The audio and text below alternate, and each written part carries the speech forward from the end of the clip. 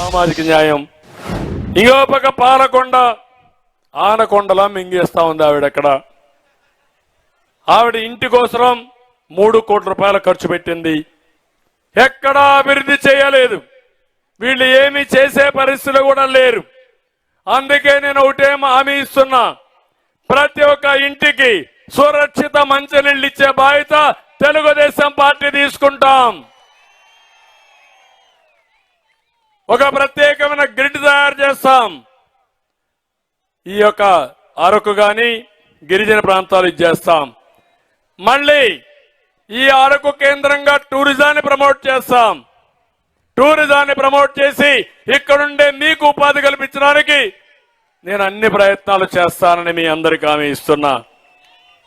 పోలవరం ముంపు ప్రాంతంలో ఉండే వాళ్ళందరినీ ఆదుకుంటామని చెప్పి నేను మీకు తెలియజేస్తున్నా.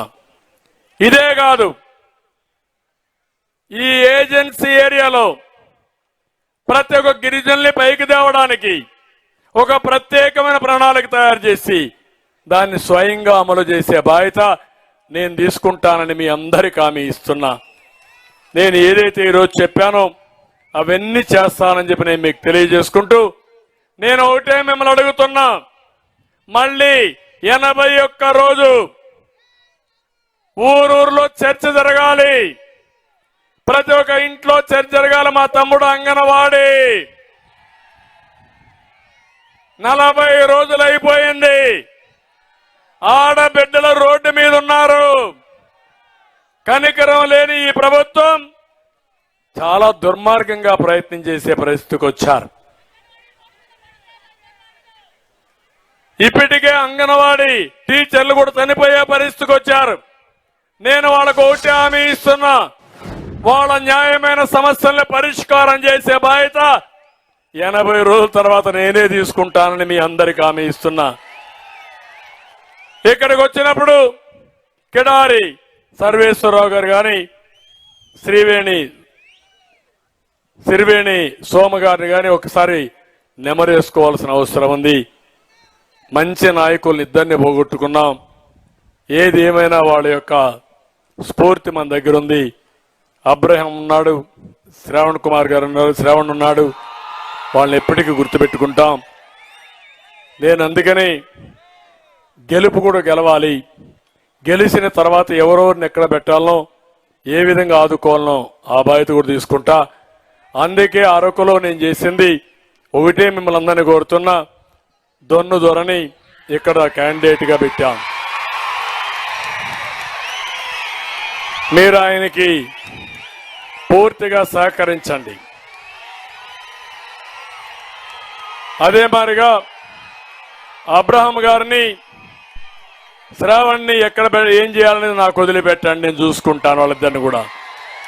కాబట్టి కన్ఫ్యూజన్ లేకుండా అందరూ కలిసి పనిచేసుకుని గెలిపే ధ్యేయంగా అరకు గెలవాలి.